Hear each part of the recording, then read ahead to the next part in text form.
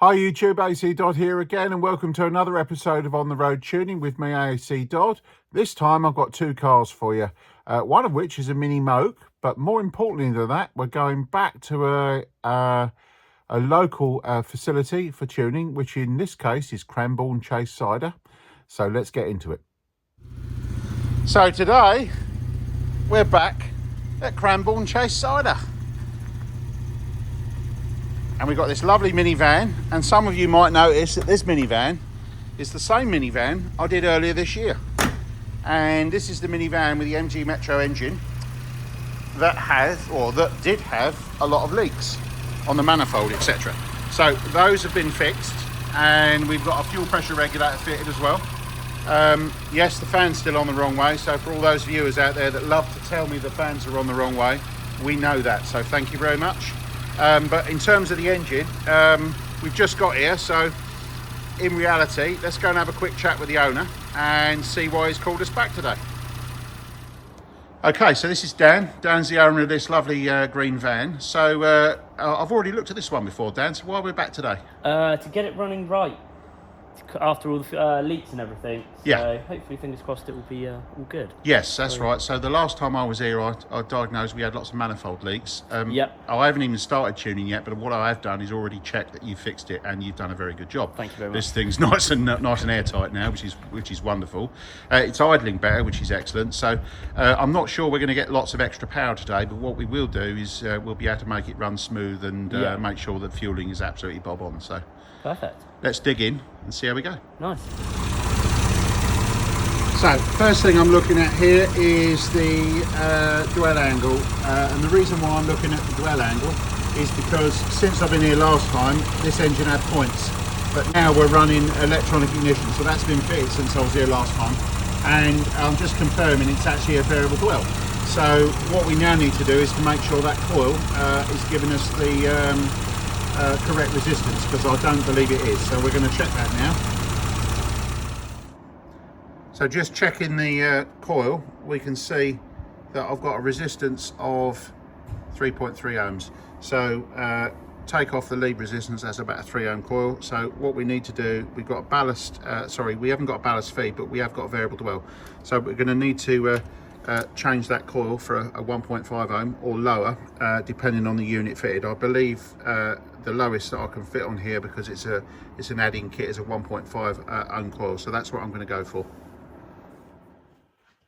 So it's quite common, people fit electronic ignition kits and then don't realise the effect it has on the ignition system. So in this particular case, he's done the right thing and fitted an electronic ignition, but of course this electronic ignition that he's fitted is a variable dwell. So what that's actually doing is it's actually dividing the coil power by about 3. Okay, so where it's starting and idling, it's only got very little coil charge time, and obviously that's a 3 ohm coil, which is meant to have the full sort of 55 degrees dwell, maybe 60 degrees of dwell, which would obviously massively increase the power available at the spark plugs while cranking, and obviously when you're idling. So the problem here is that this engine is running very underpowered in the coil. So what we're going to do is look at upgrading that, and in this case we're just going to fit a 1.5 ohm coil, because that's all that module is typically rated for. So looking at the spark plugs, we've just had a cold start, but they don't look too bad. We're not running overly rich, but I think we've got a slight difference on each one, so I would associate that with coil power, especially the burn line. So what we're going to do is make sure the coil power's right, the gaps are correct. These are the plugs I fitted last time, BP6s, so they're all the right plugs. They're all gapped at 25 thou, which is ideal. So what we're going to do is pop them in, and then obviously look at the fueling. I think some of that extra fueling may be where the air leaks have been reduced, so it might be running a tad on the rich side. So we'll look at that. We'll see how they fare after a test drive. Okay, so got the engine running again, and what we've done is we changed the coil. So add a 3 ohm coil. So now we've gone to a 1.4 ohm coil because we've got a variable dwell. So we've got more coil power now. which is already showing itself in the way the engine's running as being a positive step. So what we're now going to do is turn our attention to the carburetor. Obviously I'm going to check the timing and the vacuum, even though I checked it last time, just because it was working last time. There's no guarantee that it's working now. So we'll check that and then we'll move on to the carb. Okay, so the reason why I'm showing the Dizzy is since last time it had points, and somebody's now fitted a install, you know, a drop-in electronic ignition conversion. So what I did notice was the timing itself was fine, but the vacuum advance I was only getting 7 degrees. So what I've done, if I just suck on the pipe, you'll see. So that was only moving half that amount, and the reason for it is whoever fitted that kit, I'll just zoom in, they'd arranged. Okay, apologies there. Due to my own incompetence, I managed to hit the button, and that's all the footage I've got to show that issue. So the issue that we've got there is the sliding contact breaker post that's in the distributor was actually hitting the base plate. So as the vacuum unit was advancing the timing round, it was actually hitting that post and preventing the vacuum unit from pulling the distributor base plate all the way around. So by just bending it out the way, I was able to get that full range of movement.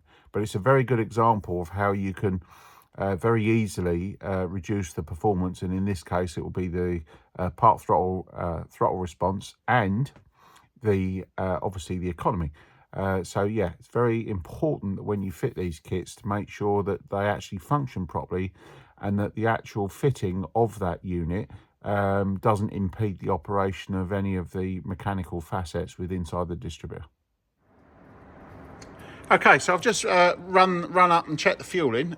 Very interesting, because after at 3,000 revs, it goes a little bit lean, and then it's even leaner at 4,000, and it's very lean at 5,000. Now that's very interesting, because obviously when I set this last time, that carburation was pretty much perfect. So what's happened? Well, the biggest difference that's happened here is A, the air leaks have been fixed, but B, we've just doubled the coil power. So that's actually leaned out the fueling. So I'm now going to add fueling. And that's why it's important to understand that coil power can make a huge difference to the way the engine burns. And in this case, we can actually add a little bit more fuel and create more power at part throttle. So that's what I'm now going to do. So this engine's going to go even better than it did last time. Yeah, so basically what we're seeing here is increasing the coil power has basically made the engine burn more fuel. It's leaned it out. So this is a phenomenon that does happen, and in this particular case, because this is a high compression engine, it's quite pronounced. So it was enough to make the engine run lean, and obviously not necessarily run properly. So therefore I was needed to readjust that needle to get some more fuel to go through the engine. But as I've already alluded to there, that will also mean that there will be a performance increase, and that's all because the ignition system has been upgraded. Okay, so we got this one all dialed in, so I didn't have to change anything on the damper and the oil. It was just a change on the needle between 3,000 and 5,000 revs, but she's good to go.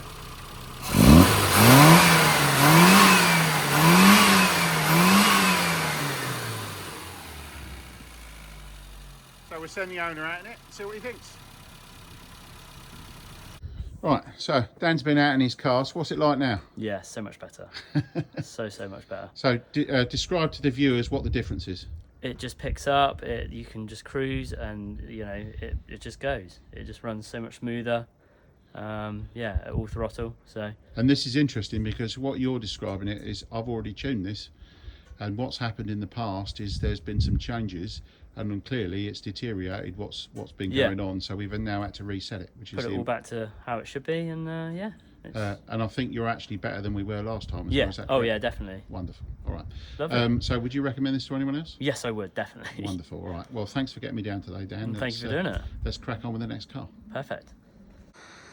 Okay, next car today, we've got a lovely mini moke. Look, and this one I think has got some history. It's been around a few of the more well-known mini people in the Mini fraternity.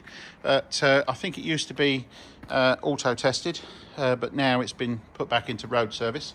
And it's got a 1275 engine in it of unknown specification. So what we're going to do, owner doesn't want to be on camera, which is absolutely fine. So we're going to dig in and see what we can do to improve this one. So plugs out the moke, and first thing we can see is way too much fuel. So the second thing I can see is insufficient ignition timing, although that is kind of masked by the amount of soot on the end. But having checked the ignition timing, I can confirm we've only got 19 degrees full advance. So yeah, we're going to need to do something either with the advance curve or obviously change the dizzy. But I think at the moment what I'm going to do is I'm just going to swing some more advance in, but I can't do that because I've only got 46 degrees of dwell. So I'm going to adjust the dwell, then I'm going to swing some timing in, and then I'm going to pull some fuel out of it. In terms of the plugs, we've got BP6s in. They're relatively recent, so I'm going to leave these in for now and see if they clean up once I pull some fuel out of it, and then we'll go from there. One of the first things I do when I do a tune now is I obviously look at the spark plugs to give me an idea of roughly what's going on. Now, sometimes spark plugs don't necessarily give you the right readings because, you know, it might have had a cold start, so they've got a fresh coat of soot on them and things like that, or they haven't been up to temperature, so they're not burned off clean. But you know, once you've done a few thousand vehicles, you can start to get a good picture of what you're looking at. So what I'm basically describing here is effectively what I'm deducing from reading those plugs, which is kind of big handful stuff. It's not exactly perfect, but it gives me an idea of what to look for. So in this particular case, obviously there's clearly too much fuel, but obviously I'm picking up that there may be a timing issue as well. Okay, so first thing we looked at here is obviously dwell angle. We've only got 46 degrees, and sure enough, we can see the points gap's large, so we're just going to reduce that down, and then we're also going to swing some timing on because it's very slow advance. So let's get that done and see how the engine responds. So ignition timing wise, I've swung in 9 degrees of advance after doing the points gap, so we're now at about 28 degrees full advance. We've got vacuum units working, so I've confirmed that, and now we're turning our attention to the carburetor. So the first problem we had with the carburetor was the jet was stuck in the bottom. Luckily I've been able to free it off, so that's now working. If we can't free that off, then we can't actually do the tune, but in this case that's all working. So what we're going to do now is go through and check the profile of the needle, which I've done. So in terms of needle, we can see we had a BFC needle, which was actually not bad, but just a touch rich. We were also running a modified engine, so I do believe we have a modified cylinder head. We've got a big Lopey cam, so what we're going to do is make sure that we got the right spring. So taking the red spring out of the dashpot, which I don't believe is sufficient for this, so we'll fit the yellow spring. And then I've also changed the needle because we was a little bit rich, so I've now changed it for a BCF needle. So what we're going to do is check that fueling, which I've now done with that needle, and that is now lean. So I'm going to modify that, get this engine back running again, and hopefully we should be somewhere near right. So I think I finished profiling the needle. I just wanted to show you again. So if we look at that needle, that's been fully modified, and you can't tell where it's been done, and that is the way that needles have been modified. So you don't want to leave them rough. So I'm turning that now so you can see it. There's no rough marks or whatever, and that's because its diameter has been reduced all the way down by polishing to leave the surface as good as when it was made, so that way it won't saw into the jet and do any damage to the carburetor. The reason why I'm just showing you that there is because I want people to see what a properly modified needle looks like, i.e. you can't tell, okay? So the needle itself shouldn't be rough, and there should be certainly no saw marks or any of that sort of rough cutting marks on that needle. And the idea is that on a bias sprung needle, that will slide up and down the jet. If there's anything rough on there, it will cut into the jet over time. So you need that needle to be finished just like I've shown there. And also, if you're out and you're getting this work done and other people are doing stuff, that's the sort of quality that they need to be doing in order to make sure that you get a long service life from your carburetor components, and obviously the carburetor itself stays in tune over a period of time. Okay, so I've got this one to where I'm happy with it. It's not perfect, but we've got quite an aggressive step change on the needle, so it's very difficult to get the fuel in where I need it. But in terms of where we are, this is miles better.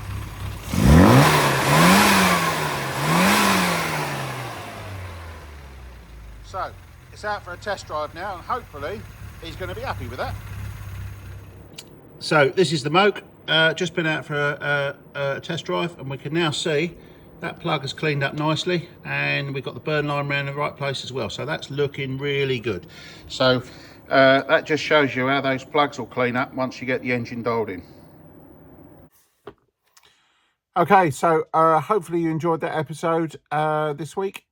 Couple of nice little cars there, and obviously just getting the option to really look at what's been done, and obviously the benefits of those tunes, and obviously you can see the plugs are cleaning up after the tuning work's been done. Now I just will add there, the moke owner was very happy with the performance of the vehicle. You know, he was actually quite shocked at how fast that went, and how much improvement the performance was. So and that's purely because the engine in that car was actually very, very good. And it had actually been built a long time ago, and what I determined about that particular engine is it had been built by somebody who really knew what they was doing. So all the timing curve and everything else all came together once I went through the engine, and actually I realised that I thought, I think this has been put together by someone who really knows what they're doing. So in actual fact, just by actually tuning that engine and giving it the fueling it needs, really woke the thing up and really started to perform. So just another example there of, if you've got an engine that is effectively maybe a sleeping performance beast, which is what that one was, certainly tuning it was able to really bring out the full performance from that engine and let it really breathe. So yeah, well worth that owner bringing that one down for that particular tuning. Anyway, that being said, as ever, please like, subscribe, share these videos, and I'll see you soon on the next one. Thank you very much.